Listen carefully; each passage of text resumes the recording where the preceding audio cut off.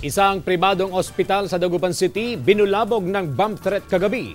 Alamin ang iba pang detalye sa live report ng aming partner na si Jasmine Gabriel Galban. Partner!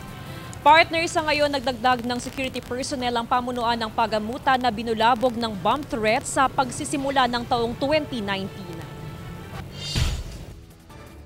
Mag-alas 11 kagabi, binulabog ng bomb threat ang isang pribadong pagamutan sa lungsod ng Dagupan.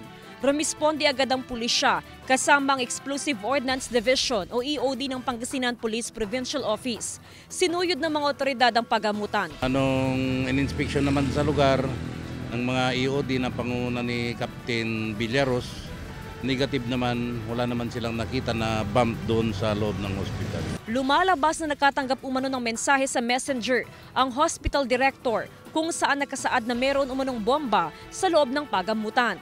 Hindi nagbigay ng pahayag ang pamunuan ng ospital. Ipapasakamay na lang daw nila sa pulisya ang investigasyon. Oktubre noong nakaraang taon, binulabog din ng bomb threat ang isang universidad sa lungsod.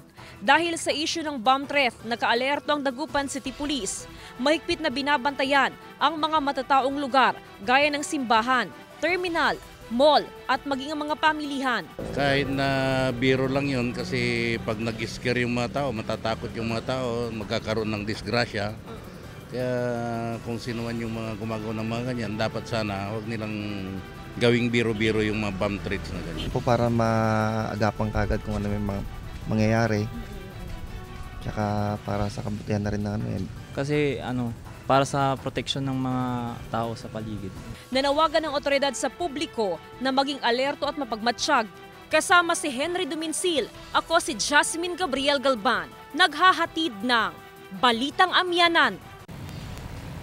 Partner, sa ating pakikipag-ugnayan sa Dagupan City Police, lumalabas na hindi lang pala yung hospital director ang naka-receive ng bomb threat message, kundi maging yung admin officer ng naturang pagamutan, same message rin yung kanilang natanggap. At lumalabas din na yung ginamit ng suspect na account ay fake account lamang, kaya medyo sa ngayon ay nahihirapan ang authority doon sa kanilang investigation para matrace kung sino yung responsable doon nga sa bomb threat.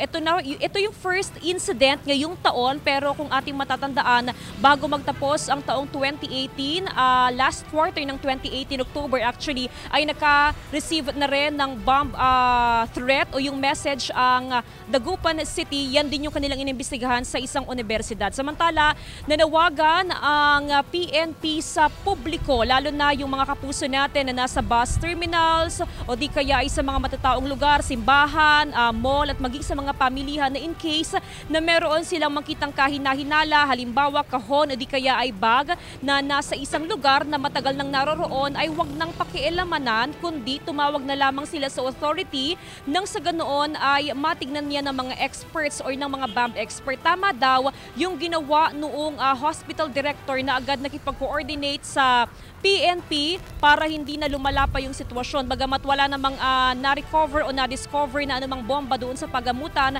pero mainam pa rin daw na sumunod sa standard operating procedure. Partner? Maraming salamat, partner.